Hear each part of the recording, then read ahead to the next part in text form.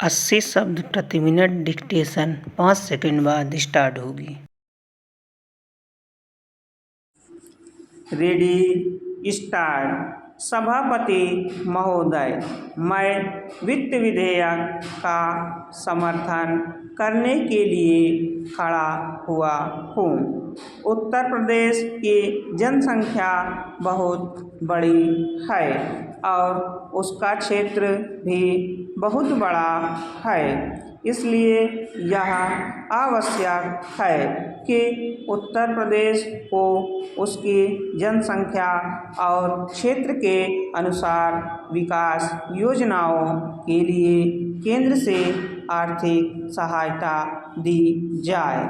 इसके बिना उत्तर प्रदेश की उन्नति होना असंभव है।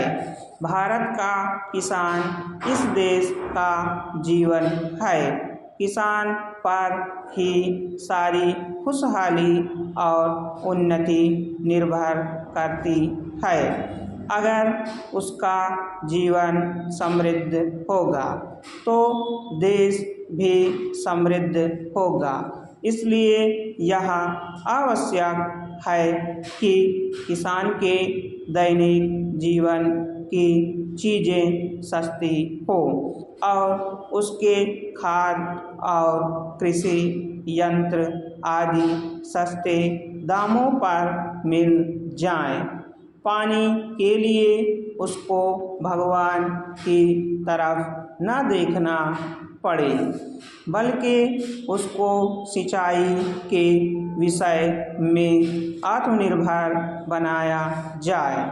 जब तक किसान को पूरी सुविधाएं नहीं दी जाएंगी, तब तक देश उन्नति नहीं कर सकता है। मेरा यह भी निवेदन है कि जिन परिवारों में खेती का काम होता है, उन परिवारों के बच्चों को कृषि विभाग में नौकरी देनी चाहिए। यह मैं आवश्यक समझता हूँ, क्योंकि उन्हें कृषि के बारे में व्यवहारिक ज्ञान होता है। सभापति महोदय, वर्तमान सरकार ने समाजवाद की नीति अपनाई है और सरकार समाजवाद की तरफ कदम बढ़ा रही है, लेकिन हम देखते हैं कि बड़े और छोटे सरकारी कर्मचारियों के वेतन में बड़ा फर्क है।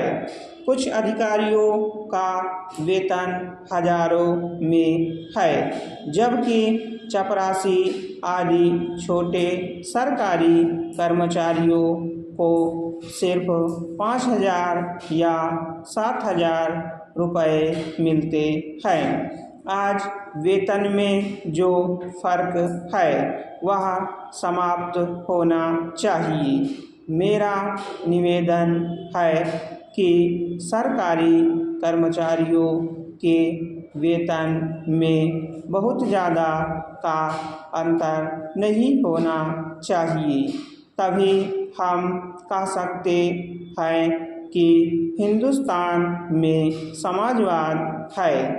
किसान के रोज़ाना के उपयोग की चीज़ें बहुत महंगी होती जा रही हैं। देश में महंगाई दिन प्रतिदिन बढ़ रही है और सारे देश में बेचैनी फैली हुई है। इस बढ़ती हुई महंगाई को रोकना आवश्यक है, नहीं तो देश में क्रांति हो जाएगी। आप इस सच्चाई को छिपा नहीं सकते कि आज देश में चारों तरफ बड़ा असंतोष है और लोग बड़ी आशा से हमारी तरफ देख रहे हैं, लेकिन महंगाई और नियंत्रण से बाहर होती चली जा रही है।